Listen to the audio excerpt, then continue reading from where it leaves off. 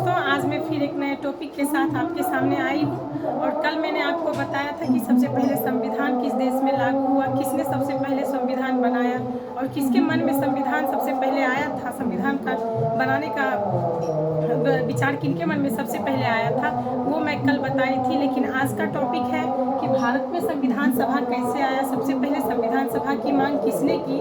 आज की टॉपिक यही है और मैं आज भारत की संविधान सभा के बारे में कुछ पढ़ाती हूँ, जिसका है कि सबसे पहले बार 1895 में बाल गंगाधर तिलक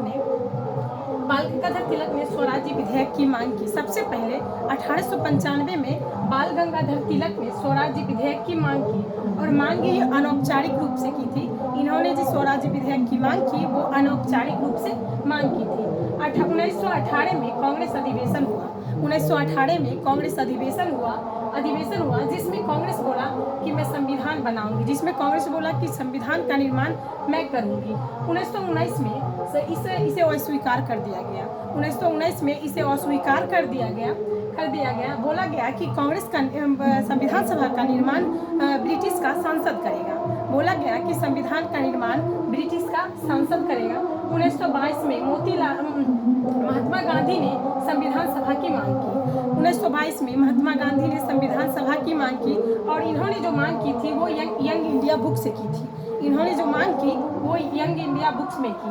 1924 में मोतीलाल नेहरू ने संविधान सभा की मांग की। 1924 में मोतीलाल नेहरू ने संविधान सभा की मांग की और इन्होंने बम्बई अधिवेशन में मोतीलाल नेहरू जी ने संविधान सभा की मांग की थी और ये मांग 1924 में की थी बम्बई अधिवेशन में। 1934 में M.N. मनवेंद्र नाथ राव ने संविधान सभा की औपचारिक मांग करी। इन्होंने मांग जेल से की थी। 1934 में M.N. मनवेंद्र नाथ राव संविधान सभा की औपचारिक मांग की और इन्होंने मांग जेल से की थी। 1934 में ही कांग्रेस के कार्यकारी समिति ने संविधान सभा पर मोहर लगाई। 1934 में उसी वर्ष कांग्रेस के कार्यकारी समिति ने संविधान सभा पर मोहर लगाई। जवाहरलाल नेहरू ने 1934 में संविधान सभा की औपचारिक मांग की। जवाहरलाल नेहरू ने जी भी संविधान सभा की औपचारिक मांग 1934 में की थी। जवाहरलाल नेहरू इन्होंने जो की थी वो न्यू हेराल्ड नामक पत्रिका से की थी। न्यू हेराल्ड नामक अखबार में इन्होंने संविधान सभा की मांग की थी। 8 अगस्त 1940 को बोला गया कि भारत की संविधान का निर्माण द्वितीय विश्व युद्ध के बाद होगा। 8 अगस्त 1940 को बोला गया कि भारत का संविधान का निर्माण द्वितीय विश्व युद्ध के बाद होगा। उसके द्वितीय विश्व युद्ध 1940 के बाद ब्रिटेन में इलेक्शन हुआ। जिस इलेक्शन में दो पार्टी थी, एक पार्टी थी क्लीमेंट एटली की और दूसरी पार्टी थी विंस्टन चर्चिल की। क्लीमेंट एटली की जो पार्टी थी वो लेबर पार्टी से थी और विंस्टन चर्चिल जो थे वो कंजर्वेटिव पार्टी से थे।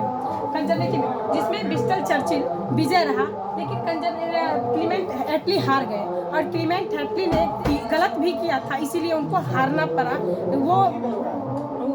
क्लीमेंट एटली हार गए। क्लीमेंट एटली ने कैबिनेट मिशन प्लान क्लीमेंट एटली विजय रहा और विंस्टन चर्चिल जी हार गए। क्लीमेंट एटली ने कैबिनेट मिशन प्लान 24 मार्च 1946 को भेजा। क्लीमेंट एटली जी बोले थे कि हम अगर जीत जाएंगे तो आपको आज़ाद कर देंगे, इंडिया को बोले थे। और उन्होंने 24 मार्च 1946 को उन्होंने ये भी बोला था कि मैं 2050 तक में इंडिया को आज़ाद कराऊंगी। लेकिन महात्मा गांधी कहाँ सुनने वाले थे। वो क्लीमेंट एटली ने कैबिनेट मिशन प्लान भेजा और 24 मार्च 1946 को कैबिनेट मिशन प्लान आया, इसमें 3 अध्यक्ष थे, जिसे हम PAS बोलते हैं, जिसमें पैथिक और लॉरेंस थे जो भारत के मंत्री थे। जिसमें पैथिक और लॉरेंस जो भारत के मंत्री थे। दूसरा AB अलेक्जेंडर जो नेवी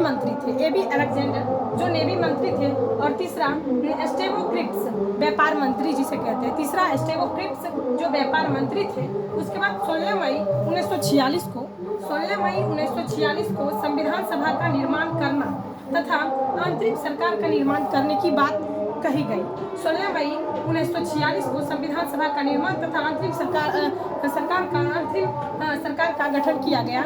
तो आज का क्लास बस इतना ही है और आपको वीडियो अगर अच्छा लगे तो लाइक और शेयर और सब्सक्राइब जरूर